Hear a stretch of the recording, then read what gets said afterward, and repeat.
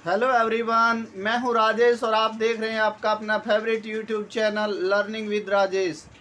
जैसे कि आपको पता है, हमारी जीके क्लासेस में हमने कल गुप्त साम्राज्य से मॉक टेस्ट किया। आई होप कि आपको मॉक टेस्ट के आंसर अच्छे से आते होंगे।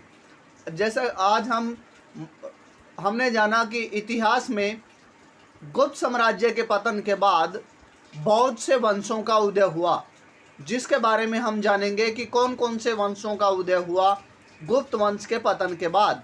और उसके बाद हम जानेंगे कि इनमें सब में महत्वपूर्ण वंश का नाम था पुष्यभूति वंश, जिसे वर्धन वंश भी कहा जाता है, जिसके बारे में आज हम अच्छे से जानेंगे।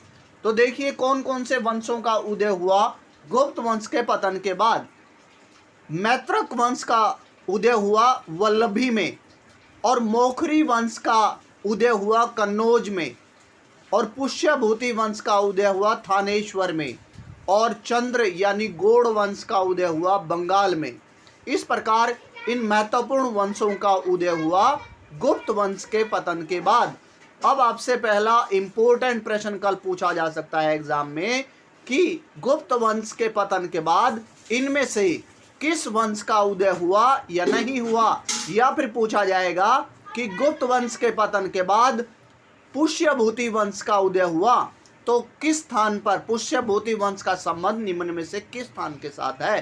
तो आप इसलिए इनको याद रखिएगा। आई होप कि आपको पहला पॉइंट अच्छे से समझ आया होगा।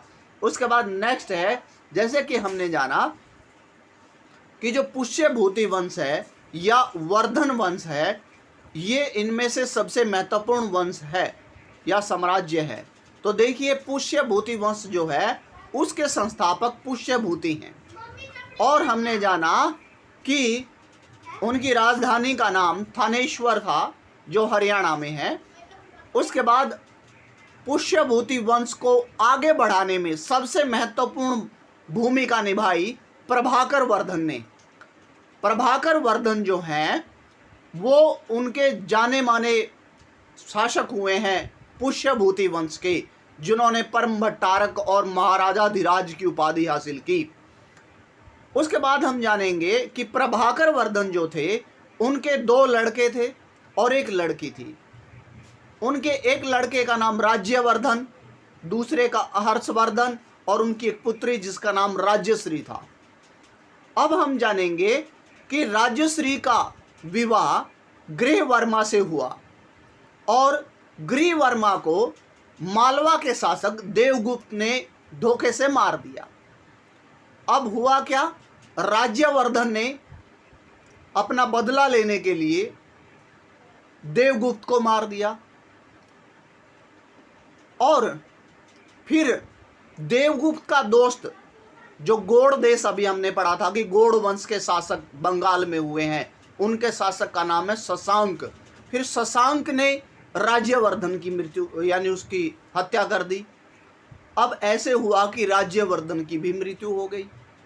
तो उसके बाद हर्षवर्धन 606 ईस्वी में पुष्यभूति वंश का मुख्य शासक हुआ, यानी राज्यवर्धन के बाद हर्षवर्धन सत्ता में आया 606 ईस्वी में। कई बार Haryana GK point of view से HSSC में प्रश्न आया है कि पुष्यभूति वंश का 7वीं शताब्दी में किन्होंने महत्वपूर्ण बागडोर संभाली, तो आप बताएंगे हर्षवर्धन ने। और ये भी पूछा गया है कि हर्षवर्धन ने कौन सी सदी में पुष्यभूति वंश की बागडोर संभाली, आपने बताना है कि 7वीं सदी में। उसके बाद थानेश्वर की गद्दी पर हर्षवर्धन बैठा 606 ईस्वी में।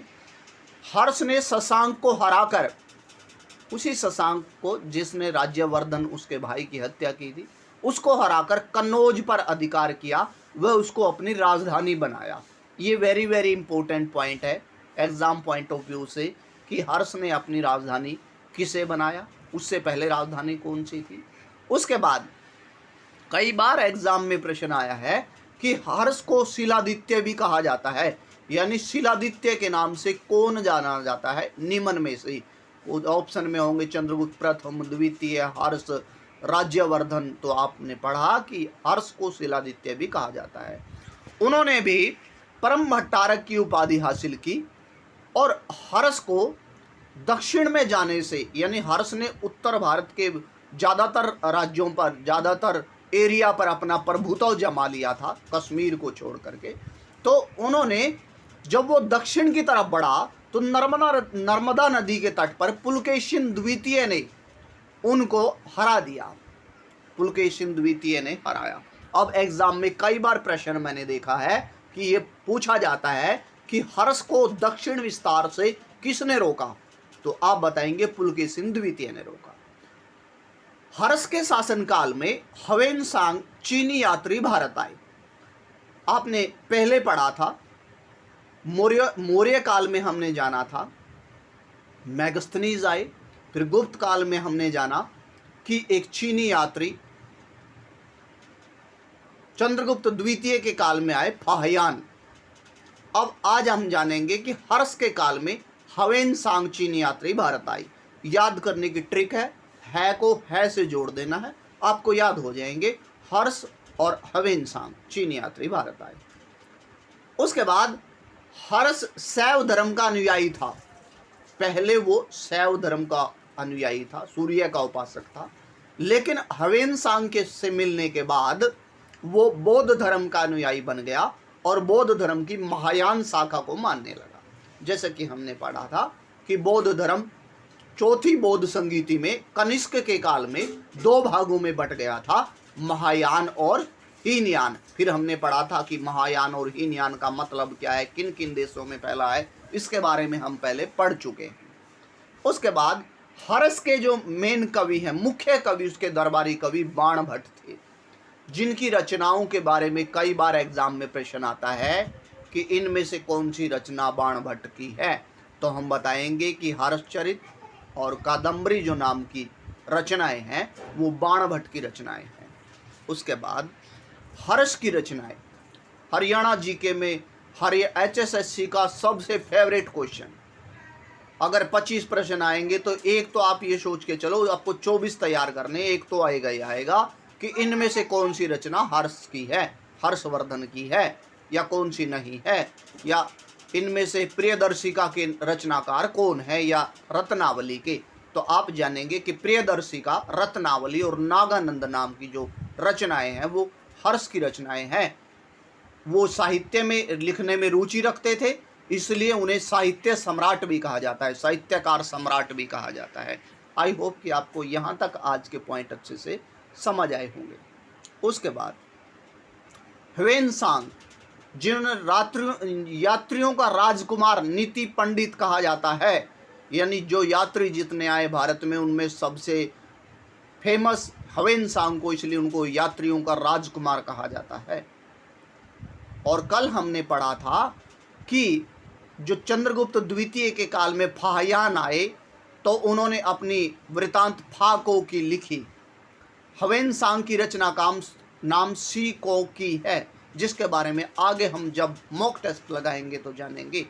उससे पहले भी मैं आपको बता दूंगा, आज ही बता दिया है। उसके बाद हर्ष को भारत का अंतिम हिंदू सम्राट माना जाता है। ये प्रश्न भी हरियाणा जीके में बार बार आता है।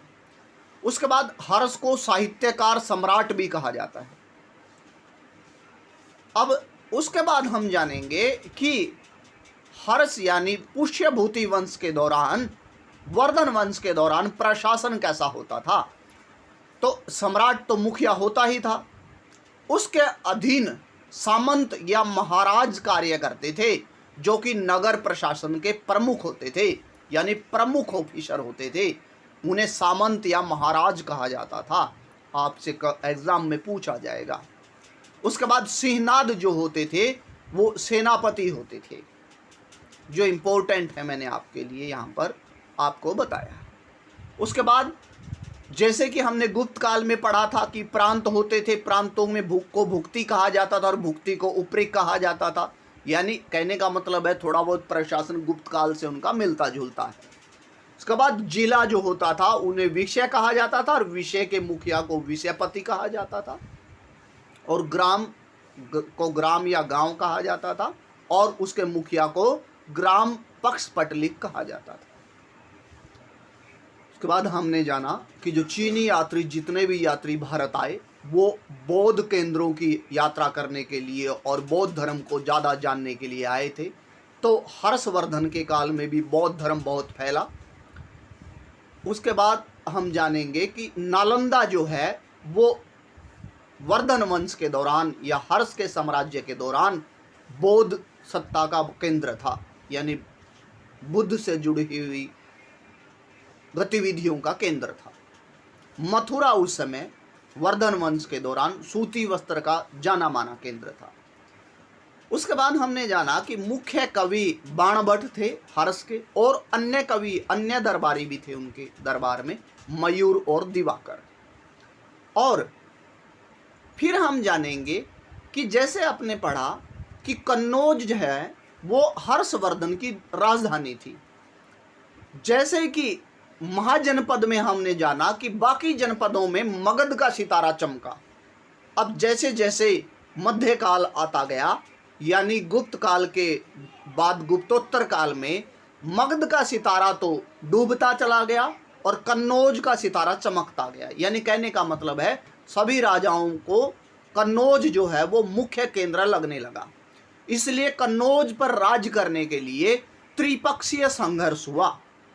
अब कक्षा 7 एनसीईआरटी 7th एनसीईआरटी हिस्ट्री में ये बताया गया, कई बार मैंने एग्जाम में पाया है कि पूछा जाता है कि त्रिपक्षीय संघर्ष किस स्थान को लेकर हुआ या किस पर कंट्रोल कर नियंत्रण के लिए हुआ, तो आप बताएंगे कन्नौज के लिए। उस समय कन्नौज पर अयुद्ध शासकों का साम्राज्य था, वो इतने पावरफुल नहीं थे, तो उनको देख करके उस पर राज्य करने के लिए 3 शक्तियां, त्रिपक्षीय इसीलिए कहा गया है इसको कि 3 शक्तियां इसमें शामिल थी। कौन कौन सी? गुर्जर प्रतिहार, राष्ट्रकूट और पाल। याद रखने के लिए आप एक ट्रिक रखेंगे, GRP। क्या रखेंगे? GRP। गुर्जर प्रतिहार, राष्ट्रकूट और पाल, ये GRP जो है वो त्रिपक्षीय संघर्ष में शामिल शक्तियां हैं। ये कई बार एग्जाम में मैंने देखा है प्रश्न। उसके बाद जो त्रिपक्षीय संघर्ष है वो 6 चरणों में पूरा हुआ। 6 चरणों में मतलब लगभग 200 वर्ष तक चलता रहा। कभी कोई जीत गया, कभी कोई जीत गया, फिर उनके शासक आते गए, युद्ध करते गए, शासक आते गए, युद्ध करते गए। अंत में जाकर गुर्जर प्रतिहारों को अंतिम विजय मिली और उनका कन्नौज पर अधिकार हो गया। इस प्रकार आज आपने यहाँ तक पढ़ा। आई होप कि आपको सभी कंटेंट अच्छा लगा होगा, सभी प्रश्न समझ आए होंगे। यदि आप मेरे यूट्यूब चैनल पर नए हैं तो please subscribe the channel, like and share also, and rest of you, आप भी सभी प्लीज़ ज़्यादा से ज़्यादा शेयर कीजिए ताकि आपके और साथी भी अपनी जीके की तैयारी अच्छे से कर सकें। Thank you and have a nice day.